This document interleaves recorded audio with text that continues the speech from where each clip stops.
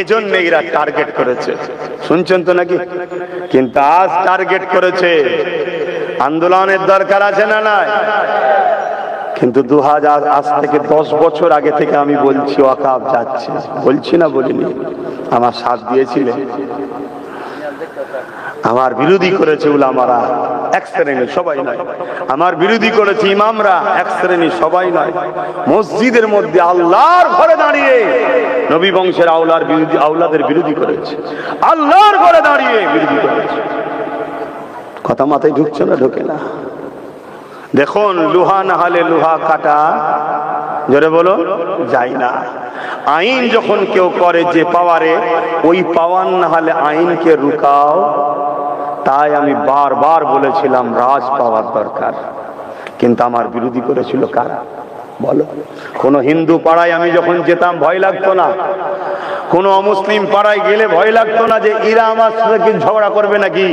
কিন্তু মুসলমান পাড়ায় ঢুকলে ভয় লাগতো, কিছু লুঙ্গি পরে খেঞ্জি গায়ে দিয়েছে, ঝগড়া করবে না তো, যে তুমি পীরের বেটা এইসব কথা বলবে কেন? ভয় লাগতো আমার। কিন্তু ভয় লাগতো বলে পিছিয়ে আমি কোনোদিন যাইনি, কেন আমি জানি তুই যত বড়ই ষাঁড় হোস না কেন, ফেরাউনকে নীল নদে চুবিয়ে চুবিয়ে আল্লাহ মেরেছে। তুই যত বড়ই যেই হোস না কেন, পৃথিবীর রাজা নমরুদকে খোঁড়া মশা দিয়ে আল্লাহ মেরেছে। কিন্তু প্রেস্টিজ বলে একটা জিনিস আছে না নাই?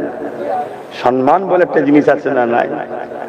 আর পাশাপাশি ঘরেও দুশ্মন, এখানে কিছু হলে আবার হাওয়া দিবার জন্য লোক আছে। শেষ করে ফেললো, সব মান সম্মান ডুবিয়ে ফেললো, সিলসিলা ধ্বংস হয়ে গেল, এ বলারও লোক আছে না নাই? সিলসিলা ধ্বংস হয়ে গেল। আল্লাহর ঘর এখন শেষ, মসজিদ শেষ, মাদ্রাসা শেষ, কবরস্থান শেষ, ঈদগাহ শেষ। তুমি কি ভাবছো রুকে দেবে? তুমি কি ভাবছো রুকে দেবে? তুমি কি ভাবছো সুপ্রিম কোর্টে কেস চলছে? হ্যাঁ, তুমি ওই খেয়ালে থাকো না।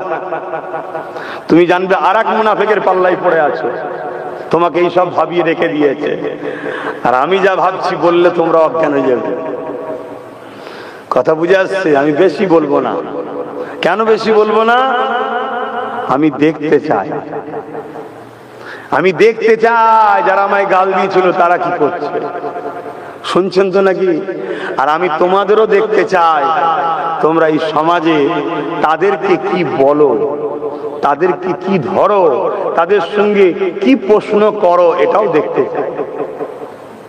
কি দেখার দরকার আছে না? না, হ্যাঁ, আল্লাহ নবী বলেছে সমাজ যখন তোমার কথা শুনবে না, তুমি তাদেরকে বলতে যাও না, তুমি তো কালাই ছেড়ে সরে যাও। 10 বছর ধরে বুঝাচ্ছি যে আমার মসজিদ আমার থাকবে না, আমার কবরস্থান আমার থাকবে না, তোদের মা বোনেদেরকে পুরাতে হবে। 10 বছর ধরে বলছি, তোরা মসজিদের সামনে যাবি, AK-47 লে দাঁড়িয়ে থাকবে, জোর দেখাবি, পাছা লাল করে দেবে লাঠির বাড়ি মেরেতে। 10 বছর ধরে বলছি, আসো এখনকে রুখতে গেলে যেটা করা দরকার সেটা করো। কিন্তু আমার কথা শুনেছে নাকি? হ্যাঁ, এ তো হালকা আইন হয়েছে ওয়াকাফ, এর থেকেও ভয়ানক আইন আগামী দিন আসছে।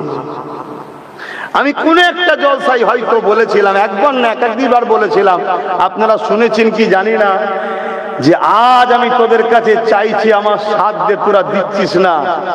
একদিন তোদের সাথ দিবার ইচ্ছা যাবে, কিন্তু তোদের ভোটের আর দাম থাকবে না। বলেছিলাম না বলিনি? আগামী দিন আসছে, খুব শিগগিরই তোমরা শুনতে পাবে। কি? ভারতে মুসলমান থাকবে কিন্তু ভোট দিতে পারবে না। আর ভোট যখন দিতে পারবে না, তার মানে আর কোন জায়গায় মুসলমান ক্যান্ডিডেট হতে। আর ওই সময় দেখবে আজকে যে মুসলমান নেতাগুলো, মুসলমান MLA মন্ত্রী, মুসলমান যারা নামধারী রয়েছে, শুনছেন না শোনেননি, এ সব 2 নম্বর গুলো দেখবেন ঝুপঝাপ ঝুপঝাপ করে লাভ মারছে। কি? আমি ইসলাম ছেড়ে দিলাম, আমি ইসলাম ছেড়ে দিলাম, আমি ইসলাম ছেড়ে দিলাম। আল্লাহকে সাক্ষী রেখে বলছি না, কেউ মুসলমান নয়, এরা কেউ মুসলমান নয়। এরা মুসলমান সেজে আছে শুধুমাত্র তোমাকে আমাকে ধোঁকা দেবে বলে, তোমাকে আমাকে ধোঁকা দেবে বলে। কারণ তোমার আমার একটা অংশ আছে না নাই? তোমার আমার অংশটা যদি অরিজিনাল মুসলমানের হাতে পড়ে যায়, যেমন একটার হাতে পড়েছে, সব বেটা জব্দ হচ্ছে এখন। শুনছেন না শোনেননি? নবী বংশের আওলাদ, কুরাইশ বংশের ছেলে। নবী বলেছে কুরাইশের নেতৃত্ব মানো। পীরজাদা নওশাদ সিদ্দিকী একটাই সবাইকে সাইজ করে রেখেছে, কিন্তু ওর সাথে যদি আরো গোটা 40 হয়ে যায়, এ কথা বুঝছেন না বোঝেন না? কারো অসুবিধা হচ্ছে নাকি? না কারো মাথায় এই ভূত কামড়াচ্ছে যে হুজুর এসব কথা জলসায় বলছেন কেন? আমাকে বলার আগে ওই সকল শয়তানগুলোকে বলবি যারা রাজনীতির নামে আমার মসজিদ মাদ্রাসার মধ্যে ঢুকতে চাইছে, ওদেরকে আগে বল রাজনীতি রাষ্ট্র সেবা, রাষ্ট্রবাসীর সেবার মধ্যে রাখ, এর বাইরে যাস না, তাহলে আমি এখান থেকে অন্য কথা বলবো না। শুনছেন তো নাকি? তুই ক্ষমতার জোরে আমার ওয়াকফ জায়গায় পার্টি অফিস করবি, তুই ক্ষমতার জোরে আমার মুসলিম বেটিকে হিজাব করে যাওয়ার জন্য পরীক্ষায় বসতে দিবি না। গত পরশু হয়েছে এই বাংলায়, জানেন না? জানেন না? আবার কিছু মুসলমানদের নেতা আছে, তারা শুধু উত্তর প্রদেশে কিছু হলে এখানে আন্দোলন করে আর গাল দেয়। শুনছেন না শোনেন নেই? উত্তর প্রদেশে কিছু হলে এখানে আন্দোলন করে। ওই 2 নম্বর মৌলী সাহেব, মোল্লা সাহেব গুলোকে জিজ্ঞেস করা দরকার নাই, আজকে আমার বাংলায় যখন হিজাবের বিরুদ্ধে কথা হচ্ছে, তোর আন্দোলন কর। কি গো কথা বলছেন না কেন? দরকার আছে না? না, অন্যায় অন্যায়, সে যেখানেই হোক, সে যাই করুক, কিন্তু দুঃখের বিষয় না দালালি করা হচ্ছে, দালালি। তো যাক, তাহলে এই যে একটা ভাগ আছে, ভাগটা যদি অরিজিনাল মুসলমানের হাতে চলে যায়, তাহলে এই যে মুসলমানদের ঘরে বলা হলো দিল্লি চলে যাও, এটা বলতে পারতো? এক কথা বলছেন না কেন? কিন্তু আমার দুঃখ ভাই, এটা বলবো কথা, দুঃখ, কলকাতায় ইমাম না কাদের সম্মিলন একটা হলো, আমি জানি না তারা কি ইমাম, আমি জানি না কেন অনেকে দেখছি হাফ প্যান্ট পরেও ঢুকছে, হাফ প্যান্ট পরা ইমাম, আবার মহিলা ইমাম দেখেছি। শুনছেন তো নাকি? তা এটা কাদের সমাবেশ আমি জানি না, কিন্তু হেডিং এ দেখেছিলাম ইমামদের নাকি এটা কি সম্মেলন। তা ইমামদের সামনে রাজ্যের সিএম বলছে দিল্লি গিয়ে আন্দোলন করো, এখানে না। একটা কেউ বললো না যে আপনি কি বলছেন? আমি অবাক হয়ে গেলাম। এই কথাটা নাই বলেছে না অন্যায় বলেছে? আমি সবাইকে জিজ্ঞেস করছি, বোবা শয়তান করে আল্লাহ কিয়ামত দিন তুলবে, মরণের সময় কুকুরের মতো মরতে হবে। হক কথা বলো, নাই না অন্যায়? তাহলে এত বড় একটা অন্যায় কথা, সংবিধান বিরোধী কথা, আমার মসজিদ মাদ্রাসা, আমার কবরস্থান, আমার ধর্মীয় ঐতিহ্যকে আমি বাঁচাবার জন্য চিল্লাতে পারবো না, এখানে দিল্লি চলে যাও, এত বড় কথা বলছে ইমাম মৌলী সাহেবদের সামনে, একটা কেউ বললো না। রাজ্যের সিএম বলেছে, এটা তো দুঃখ, অবশ্যই দুঃখ, কিন্তু এই দুঃখটা আমার অতটা নয়। কেন? তো আমি আগে থেকে জানি এই ইসলামের দুশ্মন, আমি আগে থেকে জানি। আপনারা হয়তো নাও জানতে পারেন, আমি জানি ইসলামের দুশ্মন, তাই আমি 1 মিনিট ভাই ফোনটা তুলছি। দরুদ শরীফ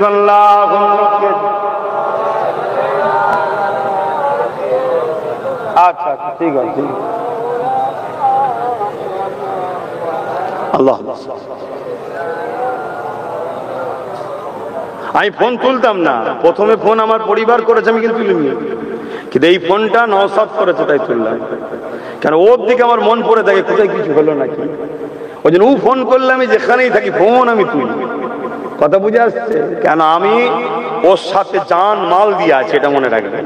কথা বুঝে আসছে না? না, শুধু ভাই হিসাবে নয়, ও গরিবদের ঘরে, গরিবদের দরদিও, গরিবদের জন্য কাজ করছে।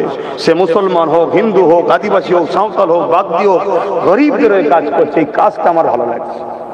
যেদিন ও দেখবো ভুল করছে, ওর ফোন তো তোলা দূরের কথা, ওর সব থেকে বড় দুশ্মন আমি হব। শুনছেন না শোনেন নে? হ্যাঁ, মায়ের পেটের ভাই তো কি হয়েছে, ইসলাম তোমার থেকে আগে আমার কাছে, নবী তোমার থেকে আগে আমার কাছে। তুমি মানুষের উপরে জুলুম করবে, তোমার মতন ভাইয়ের প্রয়োজন আমার নাই। তাহলে ভেবে দেখো আমি কত নীতিতে মজবুত, বুঝতে পারছো? তা আমি যে কথা বলছিলাম কি, যে একটা কেউ বললো না যে আপনি কি বলছেন, আচ্ছা ভালোবেসেই বল, আদর করেই বল, সম্মান দিয়েই বল। কথা বুঝে আসছে? হায় হায় হায় হায়, তাহলে মুসলমান আমরা ধ্বংস হব না তো কারা হব? কথা বলো। হ্যাঁ, তবে আল্লাহকে সাক্ষী রেখে বলছে, আমি যদি থাকতাম মাইকেল নিতাম। একদম পারফেক্ট কথা বলছে, মাইকেল নিতাম। কি হয়েছে? হ্যাঁ, জনগণ থেকে মাথায় বসিয়েছে, এমন কিছু নয় যে দেশের ওপরে, সংবিধানের ওপরে নাকি। সংবিধান বলেছে তুমি তোমার আওয়াজ তুলবে, আপনি কে আমার আওয়াজ তুলতে? ভালো না লাগে আপনি দিল্লিতে চলে যান, ঠান্ডা করে বসে সেটিং করে নেন, কিন্তু এখানে আওয়াজ উঠছে, উঠবে আগামী দিনও, তাই তো নাকি গো? না ঘাবড়ে গেছে সব? আওয়াজ উঠবে না? উঠবে না? হাত তুলে আওয়াজ তুলে বলো, মসজিদ মাদ্রাসার জন্য হাত উঠবে না? উঠবে না? হাত বন্ধ করো, চলো। কারা কারা হাত তোলে না ডায় বায় দেখো, কারা হাত তোলে না দেখো। মুনাফিক চলো, আল্লাহর ঘরের জন্য আওয়াজ তুলবি না, কবরস্থান মসজিদ মাদ্রাসার জন্য আওয়াজ তুলবি না, তো কার জন্য আওয়াজ তুলবি? এই মুসলমান কাফের বেঈমান নেতাদের জন্য কথা বলে, ইসলামের জন্য যদি কথা না বলে, ওই মুসলমানের জানাজা বন্ধ করা হারাম, চলবে না। শুনছেন না? শোনেন নে? হ্যাঁ, আওয়াজ তুলবে না মানে হ্যাঁ, যত বলবে তত অন্যায়ের বিরুদ্ধে কথা বলবে। কি করবে? কি করবে? তোকে মেরে দেবে। তোর যদি কপালে থাকে, আমার যদি কপালে থাকে, মসজিদ মাদ্রাসার হয়ে লড়াই করে মরা, এই মরাটা ভালো না খারাপ? অত বড় কপাল করতে পেরেছে আব্বাসের দিকে? অত বড় কপাল তোদের আছে? ওই যুবকদের বলছি, বাপেদের তুই তুকারি করছি না, এদেরকে একদম ভাই বলি, তাই তুই তুকারি করি। খারাপ লাগছেন না তো? এ আমার আগে থেকেই অভ্যেস ভাই। কি গো, খারাপ লাগছে?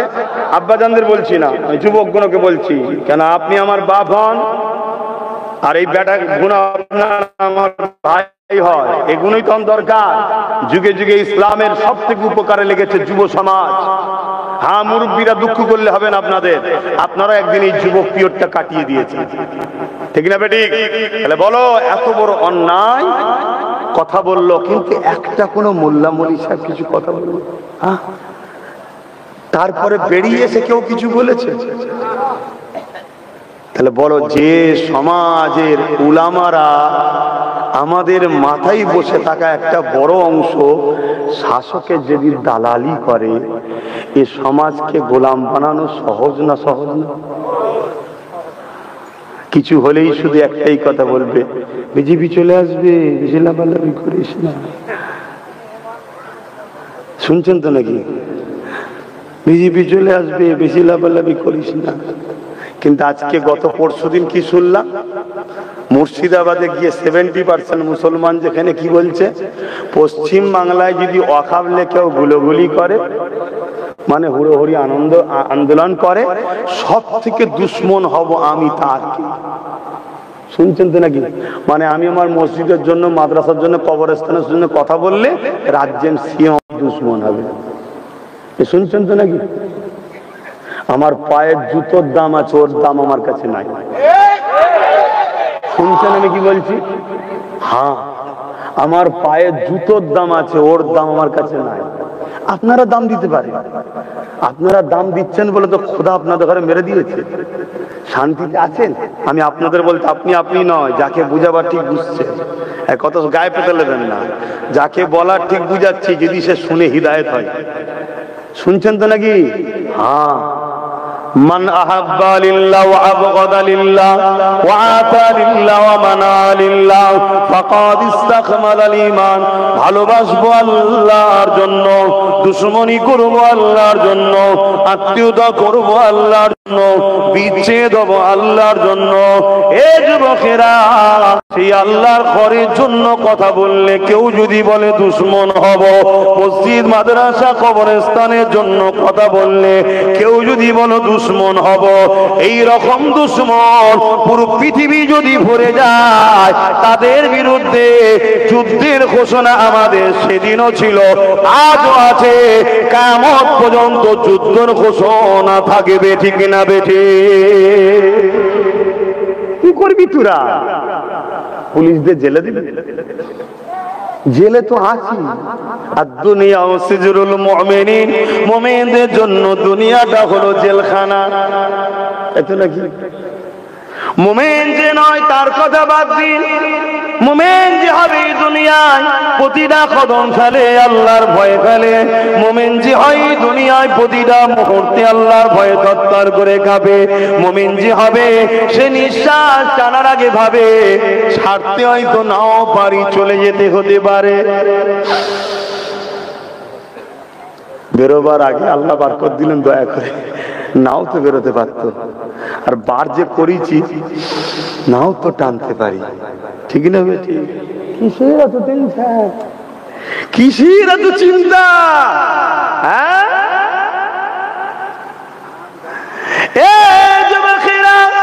মনে রাখবেন ফিরআউন জুলুম করেছিল মুসা নবীর উপরে, তার অনুসারীদের উপরে। সেদিন ফিরআউন মনে করেছিল আমি বড় দাদা, আমার বড় মজা লাগছে, কিন্তু মনে রাখবেন মুসা নবীও চলে গেছে, মুসা নবীর অনুসারীরাও চলে গেছে, ফিরআউনও কিন্তু মারা গেছে। মুসা নবী আজকে পৃথিবীর জমিনে হিরো, আর ফিরআউন হলো নীল নদ কেমন করে মিশরের জমিনে পড়ে আছে।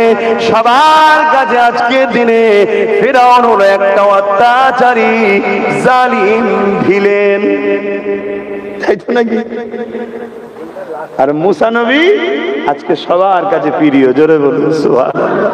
তাহলে মরণ দুজনেরই হয়েছে না হয়নি? আর কথা বলছে না তো? মুসা নবীর আগে হয়েছিল না ফিরআউনের আগে মরণ হয়েছিল? কেন এত শক্তি? তো কি বুঝছেন? কি বুঝছেন? নবীর উম্মতেরা, ইমানদার উম্মতেরা, মোহাব্বত করো, আল্লাহ রসুলকে মজবুত করে ধরো, জুলুম করো না, অন্যায় করো না, আর অন্যায়ের সঙ্গে সাথ দিও না। তোমার বিরুদ্ধে যে প্ল্যান করবে সেই প্ল্যানে আল্লাহ তাকেই জড়িয়ে দেবে, পারে না? পারে না? আমি অনেক আগে বলতাম একটা কথা, এই যে কি বলেন তো, এটা কি ক টাকা ইন্ডিয়ার তো নাকি? হ্যাঁ, আমার কাছে ইন্ডিয়ার থাকে, আমার কাছে পাকিস্তানের থাকে না। কেন? আমার দেশের কিছু দেশপ্রেমিক 26-27টা পতাকা পটাপট করে বার করে ফেললো, দেখলেন না কলকাতায়? হ্যাঁ, জানেন তো নাকি? আর ওরাই শুধু স্লোগান যখন দেয় ইন্ডিয়ার বিরুদ্ধে দেয়, পাকিস্তানের পক্ষে দেয়, দেখবেন ভুল শুধু ওদেরই হয়। তার মানে কি অ্যাকচুয়ালি হক কথা ফক করে বেরোয়, ওরা অ্যাকচুয়ালি পাকিস্তানেরই পক্ষে। শুনছেন তো নাকি? আমার দেশটাকে শেষ করে দিচ্ছে ওরা। কষ্ট হচ্ছে নাকি? তো এটা ক টাকা? আর এটা একই একই, একটু বলবেন তো রে বাবা, এটা ক টাকা? আর এটা এইদিকে গান্ধী বাবুর ছবি, আর এইদিকে লাল কেল্লা, তাই তো নাকি? দুটোই আমাদের, লাল কেল্লা আমাদের, গান্ধী বাবু আমাদের, কিন্তু বর্তমান যেগুলো আছে ওগুলো আমাদের নয়। তো এইগুলো কি 500 টাকা, তাই তো? আর এটাও টাকা, রিপিট আর উপিট, টাকা একটাই, তাই তো নাকি? আমি অনেক আগে বলেছিলাম কেন্দ্রে আর রাজ্যে সব একটাই জিনিস, টাকা, রিপিট আর উপিট। এখন মিলছে না? মেলে নেই। আইনটা করেছে কেন্দ্র সরকার, সংবিধান বিরোধী এবং ইসলামের ওয়াকাফের বিরুদ্ধে, তাই তো নাকি? তা লড়াই হবে তার বিরুদ্ধে, ইনারা তো কষ্ট হচ্ছে কেন? প্রশ্ন আছে না নাই? কেন জানেন কষ্ট হচ্ছে? শুনবেন, এই শুনবেন না? কষ্ট হচ্ছে কার কার শোনার ইচ্ছা আছে একটু হাত তুলে দেখা। তাহলে শুনুন, কেন্দ্র সরকার যে আইন করেছে না, ওই আইনের মধ্যে অনেক ঘোটালা করেছে। একটা আইন করেছে, যদি কেউ 12 বছর ধরে ওয়াকাফের জায়গা দখল করে রাখে, তাহলে সেই জায়গা ওয়াকাফের আর থাকবে না, তার হয়ে যাবে। শুনছেন? মানে এতদিন ধরে ওই আইনে কি ছিল, কেউ যদি ওয়াকাফ শুধু নয়, যে কোনো ধর্ম, হিন্দুদের হোক, আদিবাসীর হোক, সাঁওতাল হোক, সবার কিন্তু এরকম সম্পদ আছে। এটা একটা মিথ্যা প্রচার চলছে কেন্দ্র সরকারের, যে মুসলমানদের আছে অমুসলিমদের না, এটা মিথ্যা প্রচার করছে। আমাদের যেমন ওয়াকাফ আছে হিন্দু ভাইদের দেওবত্য সম্পদ, আদিবাসীদের জল জঙ্গল, খ্রিস্টানদেরও আছে, পাঞ্জাবিদের, শিখেদের সবার ধর্মীয় সম্পদ আছে। ওই টাকা থেকে গরিব মানুষদের সেবা করা হয়, তাদের ধর্মীয় কাজে খরচ করা হয়। তা এই প্রত্যেকটা ট্রাস্টেরই আইনে আছে কি, সংবিধানে আছে কি, যদি কেউ কারো ধর্মীয় স্থানের জায়গাকে দখল করে রাখে, 12 বছর হোক আর 30 বছর হোক বা 300 বছর হোক, ওই ট্রাস্ট বা ওই ধর্মের মানুষ যদি তাকে বলে উঠে যাও, তাহলে তাকে প্রশাসনকে তুলে দিতে হবে। শুনছেন তো নাকি? কেন ধর্মের জিনিস দখল করতে কেউ পারবে না। এটা হিন্দু ভাইদের জন্য থাকবে, খ্রিস্টানদের থাকবে, সবার জন্য ঠিক থাকবে।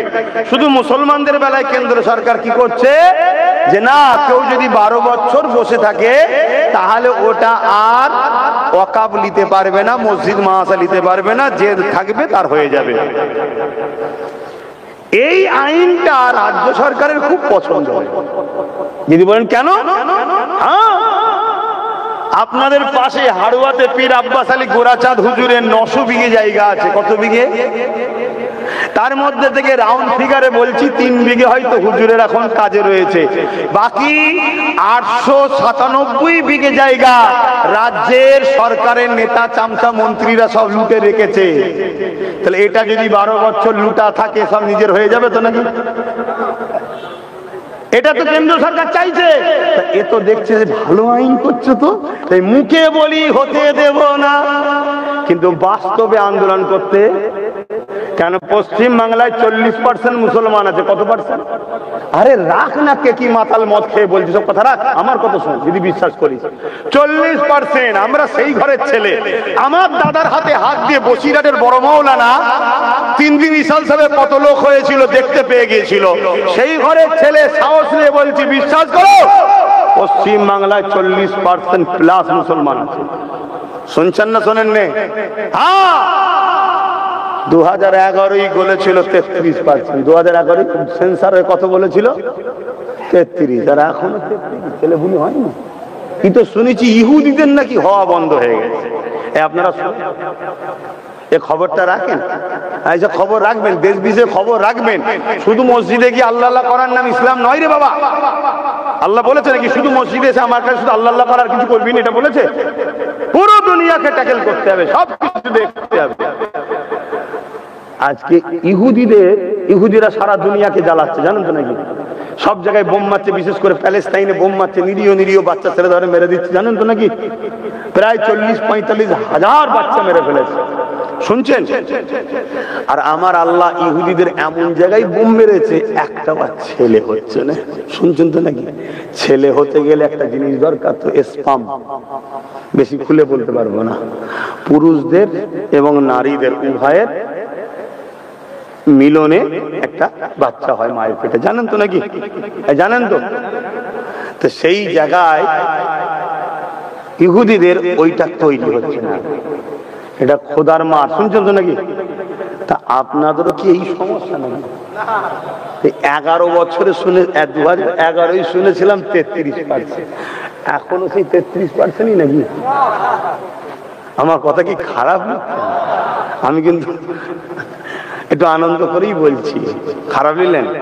তাহলে কোন জায়গায় মজাটা বুঝতে পারছেন? আচ্ছা, আর একটা কি মজা শুনবেন না?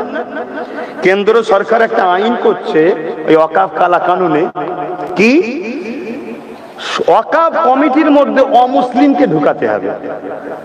হয়তো এই কথাটা ডাইরেক্ট বললে আমার অন্য ধর্মের ভাইয়েরা বলতে পারে ধর্মনিরপেক্ষ দেশ তো অমুসলিম থাকলে সমস্যা কোথায়? তাহলে একটু বিস্তারিত বলতে লাগে। যেমন আমাদের ওয়াকফ ট্রাস্ট আছে, একটা আছে, হিন্দু ভাইদেরও তেমন দেওবত্ত সম্পদ আছে, কথা বুঝে আসছে। খ্রিস্টানদের আছে, পাঞ্জাবি শিখেদের আছে, সবার ট্রাস্টে কমিটি লিখা আছে, হিন্দু ভাইদের লিখা আছে হিন্দু ছাড়া অহিন্দু এই কমিটিতে থাকতে। যদি ধরুন কেউ কমিটির মধ্যে আছে, হঠাৎ করে ইসলাম কবুল করলো, সেও থাকতে, তাহলে এটা কি তারা ভুল লিখেছে? ঠিক লিখেছে। তাদের ধর্মীয় ব্যাপার তো রে বাবা, ধর্মীয় জিনিসে অন্য ধর্মের লোক থেকে কি করবে? আজকে পুরী মন্দিরের ট্রাস্ট আছে, কি বলে কেদারনাথ, আরো কত সব মন্দির হিন্দু ভাইদের আছে, তাদের সব ট্রাস্টে এরকম লেখা আছে যে হিন্দু ছাড়া অহিন্দু ঢুকতে, বলুন বলুন, যদি ঘুম পাই বলুন, ছেড়ে দিচ্ছি, থাকতে পারবে না। ঠিক খ্রিস্টানদেরও লেখা আছে খ্রিস্টান ছাড়া অখ্রিস্টান থাকতে, আদিবাসীদের সবার ট্রাস্ট আছে। ঠিক ইসলাম মুসলমানদেরও লেখা ছিল ওয়াকফ বোর্ডেতে মুসলমান ছাড়া অমুসলিম থাকতে পারবে না। সবারটাও যেমন ঠিক আমারটাও তেমন ঠিক হয় উচিত তো নাকি? হ্যাঁ, কিন্তু কেন্দ্র সরকার কি করছে 2025 অ্যাক্টে সবারটা ঠিক আছে, অহিন্দু অখ্রিস্টান ঢুকতে পারবে না, সব ঠিক আছে, শুধু মুসলমানদের ওয়াকফ বোর্ডে কেন্দ্র সরকার বলছে অমুসলিম ঢুকাতে হবে। অ্যাকচুয়ালি কেন্দ্র সরকারের লোক ঢুকাবে ঝেড়ে ঝেড়ে খাবার জন্য, উদ্দেশ্য এটা, কথা বুঝে আসছে? তা যাক, অহিন্দু ঢুকাতে অমুসলিম ঢুকাতে হবে, এটা কেন্দ্র সরকার তৈরি করছে। সুপ্রিম কোর্টে গিয়ে এটা আটকে গেছে, জানেন তো নাকি? কিন্তু রাজ্য সরকার দেখছে এই বিলটা হলে তো লাভ হবে। কেন? 2024-এ পশ্চিম বাংলার সরকার অলরেডি 2 জন ওয়াকফ বোর্ডে অমুসলিমকে ঢুকিয়ে দিয়েছে, শুনছেন তো নাকি? বিজেপি ঢুকাবার জন্য আইন করছে কেন্দ্র সরকার, এখনো ঢুকাতে ঢুকিয়ে। আমার রসুল তাই বলেছিলেন যে আমার উম্মত প্রকাশ্য দুশ্মন তোমাদের ক্ষতি করতে পারবে না, আমার ভয় হয় মুনাফিকরা না তোমার ক্ষতি করে দেয়। তা কেন্দ্রে যে বসে আছে আমাদের প্রকাশ্য দুশ্মন, এটা আমরা কেউ জানি না, কিন্তু ইনি তো ঘুমটা দিয়ে আমাদের মুনাফিক বন্ধু দুশ্মন। কিন্তু আপনারা চিনতে পারেন না, আমি কিন্তু অনেক আগে থেকে চিনি। যেদিন ঘুমটা দিচ্ছে সেদিনই বুঝেছি নাটক করছে। আর না হয় মসজিদে ঢুকে পড়লে কেন হুড়মুড় করে? এই মসজিদে ঢুকে যায়, কথা বলুন। ঈদের নামাজে আপনাদের মা বোনরা যায়, কেন যায় না? ধর্ম আপনার মা বোন যাবে না কেন? না, ইসলামে নিষেধ আছে, কিন্তু উনি দেখুন কলকাতার রেড রোজে হাজির, যায় না? তো উনি নাই অমুসলিম বলবেন, জানে না। তাহলে আমাদের মোল্লা মৌলী সাহেব কোনো কি করছে বলে না কেন সম্বন্ধে? শুনছেন না, শোনেন না? তাহলে সব থেকে বড় আসামি কারা? সব থেকে বড় আসামি হচ্ছে আমার কওমের একদল দাড়িওয়ালা টুপিওয়ালা সেজে মোল্লা মৌলী সাহেব গাদ্দার, এরা হলো সব থেকে বড়। শুনছেন না, শোনেন না? চিনবেন কি করে? চীনার ছোট্ট নমুনা বলে যায়, এরা বলে রাজনীতি করি না, কিন্তু নেতাদের সঙ্গে শুধু ফটো পাওয়া যায়। কথা শুনছেন? মনটা খুব কষ্ট হলো নাকি? খুব ব্যথা হয়েছে? তাহলে আমার কথা এখন শেষ কথা, সেটা হলো এটাই, আমরা পশ্চিম বাংলায় আমাদের মসজিদ মাদ্রাসার জন্য কথা বলতে পারি না। যদি কেউ বলে দিল্লি চলে যাও, তাহলে আমাদের ঘরেও 26-এ তাকে বলতে হবে আপনিও দিল্লি যান। কে কে বলতে রাজি আছেন? আল্লাহকে সাক্ষী রেখে হাত তোলেন। আল্লাহকে সাক্ষী রেখে বলছেন তো? আল্লাহকে সাক্ষী রেখে হাত নামান, এটা মনে থাকবে। যদি কোনো মুসলমান এই মসজিদ মাদ্রাসা দুশ্মনকে সাপোর্ট করে, জানবেন ও মুসলমান নয়, মুসলিম সূরাতে মুনাফিক বেঈমান। শুনছেন তো নাকি? আমি বলে যাচ্ছি, কোন মুফতি, মৌলানা, পীর, পীরজাদা, আলেম, উলামা, কোন মায়ের বেটা যদি পারে আমার সামনে চ্যালেঞ্জের মোকাবেলায় আসো, এত বড় ইসলাম বিদ্বেষী কথা বলার পরে যদি ক্ষমা না চায়, এরপরও যদি কোন মুসলমান তার সাপোর্ট করে, সাথ দেয়, তার তোষামতি করে, ও মুসলিম সূরাতে বেঈমান, ও মুনাফিক। আর ওই মুনাফিকের যদি সাথ দেন, তাহলে মনে রাখবেন আল্লাহ ওই মুনাফিকের হাতেই তোমাদেরকে শেষ করবে। সূরা বাকারা, কোরআনের কথা বলছি, সূরা বাকারায় আল্লাহ বলছে, তোরা আমাকে আর আমার হাবিবকে ছেড়ে দিয়ে আমার ও আমার হাবিবের দুশমন যারা, তাদেরকে যদি তোরা নিয়ে উঠা বসা করিস, আমি আল্লাহ তাদের হাতে তোদেরকে মিটাবো। কথা মাথায় ঢুকছে? তাহলে আমি আপনাদের দুশ্মনী করছি না বাঁচাবার চেষ্টা করছি? এবার লিবার হয় নেবেন, না লিবার হয় মার তো আল্লাহর পক্ষ থেকেই হবে। আচ্ছা বলুন তো, এই যে গাছের পাতাগুলো আল্লাহর বিনা হুকুম ছাড়া লড়তে পারে? আচ্ছা ফেরাউন যে রাজা হয়েছিল খোদার হুকুম ছাড়া হয়েছিল? নমরুদ যে রাজা হয়েছিল খোদার হুকুম ছাড়া হয়েছিল? আমার ভারতবর্ষে এত বিশাল দেশের প্রধানমন্ত্রী কে হবে? এটা খোদার বিনা হুকুমে হয়? জোরে বলে না। তাহলে আল্লাহ ওই জালিমকে কেন করলো? কথা বলে। দুটো কারণ মনে রাখবেন, দুটো কারণ। একটা হলো মোমেনদের ইমানের পরীক্ষা নেবে আল্লাহ। এই দেখছেন না, ভয় করি না, হক কথা বলতে হবে, যদি না বলি আল্লাহর কাছে ধরা পড়তে হবে। এটা হলো ইমানের পরীক্ষা। আর দেখবেন অনেকে বলে কি করা যাবে, কি হবে, কাজ বন্ধ করে দেবে, টোটো চালাতে দেবে না, এই হবে, ওই হবে, হ্যান হবে, বলে না? ইমান দুর্বল বাপ, ইমান দুর্বল। ইমানদারদের ইমান পরীক্ষার জন্য।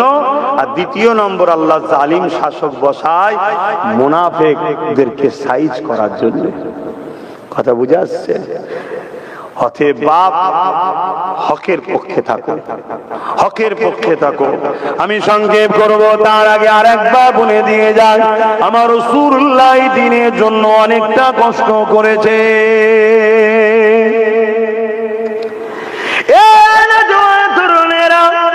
আজ কেন্দ্রের জালিম সরকার যে কালা কানুনটা করেছে, এক নম্বর সে হলো আমার দেশের সংবিধান বিরোধী আইন করেছে, দ্বিতীয় নম্বর হলো আমার ইসলামের ঐতিহ্য মসজিদ মাদ্রাসা কবরস্থান খানকার বিরোধী করেছে। এ আমার জীবনে জান থাকতে এটাকে কখনো মেনে নেওয়া যেতে পারে না। এর বিরোধী করা আমার ইমানি দায়িত্ব। কেন রাসূলুল্লাহ জানিয়ে দিয়েছে, অন্যায় দেখলে হাত দিয়ে রোখো, অন্যায় যদি হাত দিয়ে রুখতে না পারো মুখ দিয়ে প্রতিবাদ করো, মুখ দিয়ে যদি না পারো অন্যায়কে ঘৃণা করে দূরে সরে যাও। এ যুবকেরা, তরুণীরা, বাপেরা, এই আমরা হাত তুলতে পারবো না, কেননা আমাদের হাতে হাত পাওয়ার না, কিন্তু জবানে তো প্রতিবাদ করতে পারি, কেননা আমার সংবিধানও তো আমাকে রাইট দিয়েছে। এই মনে রাখবেন যে যত বড় ক্ষমতাশালী প্রভাবশালী হোক না কেন, অন্যায়ের বিরুদ্ধে কথা বলা, অন্যায়ের বিরুদ্ধে কথা বলা, অন্যায়ের বিরুদ্ধে লড়াই করা, এবং মনে রাখবেন জালিম শাসকের বিরুদ্ধে কথা বলা আমার রাসূলুল্লাহর দ্বীনেতে, ইসলামেতে সব থেকে বড় জিহাদ। এই মনে রাখবেন, দুনিয়া দুদিনে, আজ আছেন কাল নাই, চলে যেতে হবে আল্লাহ পাকের ডাকেতে। কত বড় বড় দুনিয়ার ক্ষমতা এলো, আল্লাহ তাদেরকে মিটিয়ে দিয়েছে। ফিরআউন পৃথিবীর রাজা ছিল, আল্লাহ তাকে মিটিয়ে দিয়েছে। নমরুদ পৃথিবীর রাজা ছিল, আল্লাহর সঙ্গে যুদ্ধ পর্যন্ত করতে গিয়েছিল, আসমানের দিকে তীর নিক্ষেপ করেছিল, আল্লাহ পাক মাছের রক্ত লাগিয়ে দিয়েছিল। ফিরআউন বলে, নমরুদ বলেছিল, এ নূহ, এ ইব্রাহিম, তোমার খোদাকে আমি মেরে ফেললাম, নাউযুবিল্লাহ। সেই নমরুদকে আল্লাহ পাক পুরা মশা দিয়ে মেরে দিয়েছে। মনে রাখবেন, এই পৃথিবীর বুকে আর একটা আতঙ্কের নাম, যে নামটা হলো চেঙ্গিস খান। নাম আপনারা শুনেছেন। পুরো পৃথিবীকে দখল করতে চলেছিল, বাগদাদের জমিনে হামলা করে দিল, বাগদাদের মসজিদ গুলোকে ভাঙতে শুরু করলো, বাগদাদের মাদ্রাসার উপরে হামলা করে দিল, বাগদাদের লাইব্রেরি গুলোকে, কিতাব গুলোকে পুরাতে লাগলো। এক তারিখে চেঙ্গিস খান এমন সময় একটা মাদ্রাসায় হামলা করে দিল। ওই মাদ্রাসা 300 আলেম ছিল, তাদেরকে কাতার বন্দী করে দাঁড় করালো। 100 কাতার করলো। চেঙ্গিস খান তার জাল্লাদকে হুকুম করে দিল, এই আলেম গুলোর গর্দান উড়িয়ে দাও। প্রথম কাতারে যখন গর্দান উড়াতে লেগেছে, ওই কাতারের মধ্যে একজন বুজুর্গ বয়স্ক আলেমের দিন ছিল, তিনি দ্বিতীয় কাতারে চলে গেল। চেঙ্গিস খান দেখেছে, কিচ্ছু বলেনি। দ্বিতীয় কাতারে আবার যখন জাল্লাদ গর্দান উড়াতে লেগেছে, ওই আলেমের দিনটা, তিনি তৃতীয় শেষ কাতারে চলে গেল।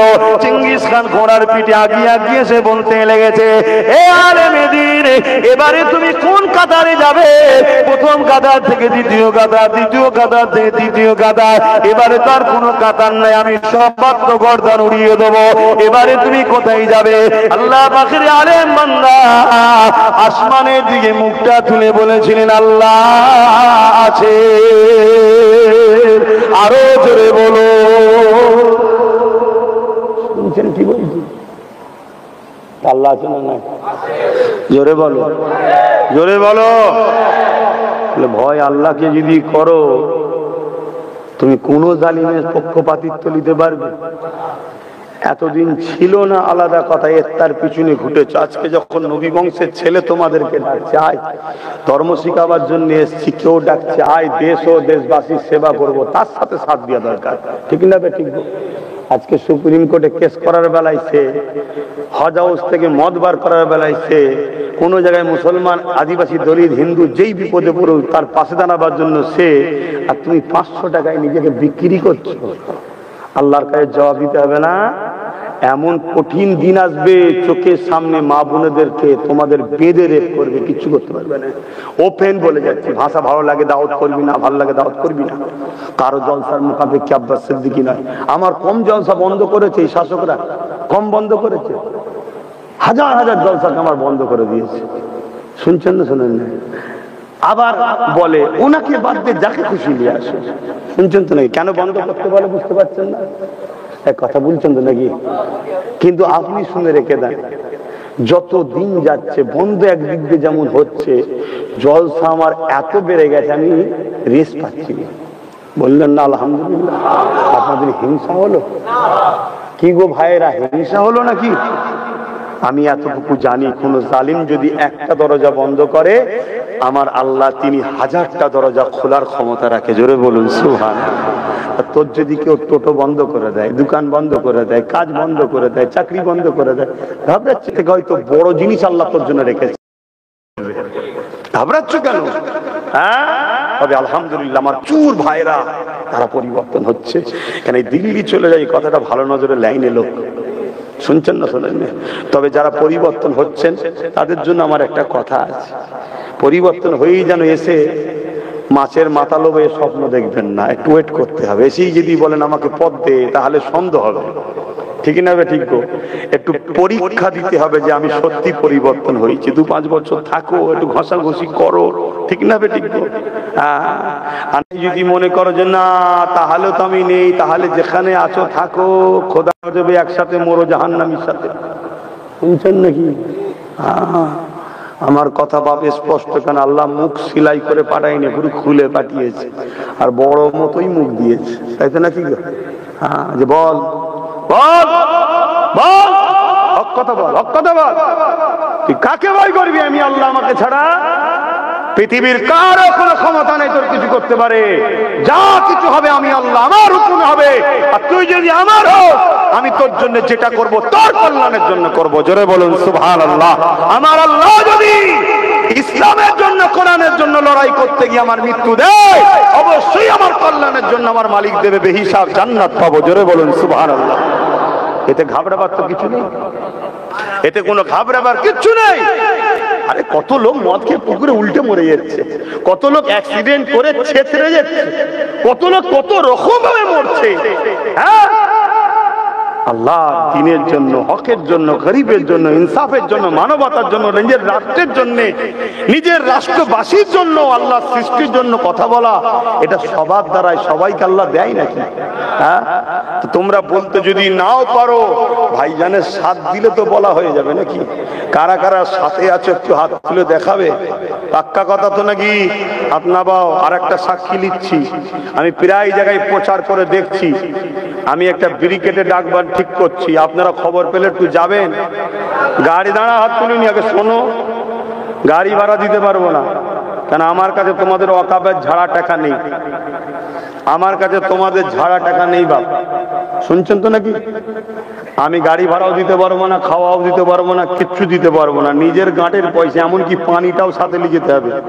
কারা কারা এবারে আমার ডাকে যেতে রাজি আছেন একটু হাত তুলে দেখান। এ হাত সত্য তো নাকি? এ হাত সত্য? আল্লাহ, এ হাত যদি সত্য হয়, এদের জান মাল হিফাজত করো, দুনিয়া একসাথে, পরকালে একসাথে জান্নাতে রেখো। বলুন আমিন। আরো জোরে বলুন আল্লাহুম্মা আমিন। হ্যাঁ, তবে দেখবেন আমার নামে এবার মিথ্যা না কেউ প্রচার করে যে আব্বাস সিদ্দিকী ডেকেছে। না, আমার ডাকলে সব খবর পাবে। আমার নম্বর আছে না? নাই। আমার দেরি আছে, এখন নাই। আমি প্রচার করছি, আরো প্রচার করছি।